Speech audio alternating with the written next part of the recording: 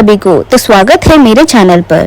तो बच्चों, क्या आप जानते हो कि दिवाली में लक्ष्मी जी के साथ विष्णु जी की जगह गणेश जी को क्यों पूजा जाता है? तो इसके पीछे एक रोचक कहानी है। तो लक्ष्मी जी और गणेश जी की पूजा का जिक्र कहीं पुरानी कथाओं में हुआ है।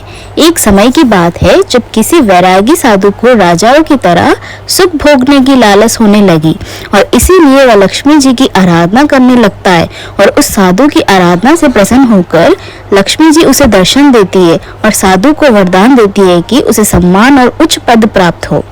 वह साधु दूसरे दिन राजा के दरबार में पहुंचा जाता है और वरदान के अभिमान में राजा को सिंहासन से धकेला देता है, क्योंकि साधु राजा के साथ ऐसा व्यवहार देखकर उनके सिपाही साधु को पकड़ने के लिए उसकी तरफ दौड़ते हैं। लेकिन तभी राजा के मुकुट से एक काला नाग निकल आता है। यह देखकर सभी चौंक जाते हैं और सभी उस साधु को ज्ञात संत और चमत्कारी समझने लगते हैं और वही दरबार में मौजूद सभी उस साधु की जय जयकार करने लगते हैं और राजा भी साधु से खुश होकर उसे अपना मंत्री बना देता है। साधु के मंत्री बनने पर राजा उसे निवास के लिए एक महल देता है जहां वह शान के साथ रहने लगता है। और कुछ समय बाद एक दिन साधु राजा के हाथ पकड़कर उसे दरबार से खींचते हुए बाहर ले जाता है। यह देखकर उसके दरबारी भी पीछे पीछे भागने लगते हैं। सभी के दरबार से बाहर निकलने की भूकंप आते हैं और जिसे महल खंडर बन जाता है।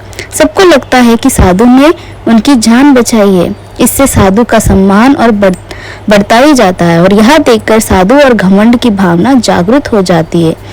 तो इसे कुछ दिनों के बाद एक सुबह साधु राजमहल में घूम रहा होता है। तभी उसकी नजर गणेश जी की मूर्ति पर पड़ती है। साधु को वह प्रतिमा अच्छी नहीं लगती तो वह उसे हटवा देता है। इससे गणेश जी साधु से रुष्ट हो जाते हैं और उसकी बुद्धि भ्रष्ट कर देते हैं। इस कारण वह हर काम उल्टा पुल्टा करने लगता है। इससे राजा साधु से क्रोधित होकर उसे कैद खाने में डलवा देता है। तो साधु कैद खाने में ही फिर से लक्ष्मी जी की पूजा आराधना करने लगता है। कुछ समय बाद लक्ष्मी जी साधु को दर्शन देती है और कहती है कि तुमने गणेश जी को रुष्ट किया है, इसीलिए तुम्हें गणेश जी की पूजा कर उन्हें प्रसन्न करना होगा। लक्ष्मी जी की बात सुनकर साधु गणेश जी की आराधना करने लगता है। इससे गणेश जी प्रसन्न हो जाते हैं और उनका क्रोध शांत हो जाता है। वह राजा के सपने में आकर साधु को फिर से मंत्री बनाने के लिए कहते हैं और राजा दूसरे दिन साधु को कैद से आजाद कर फिर से मंत्री बना देते हैं। इस घटना के बाद लक्ष्मी और गणेश जी की एक साथ पूजा की जाने लगी। लक्ष्मी जी धन की देवी है तो गणेश जी तो बुद्धि के स्वयं में रखने वाला माना गया है।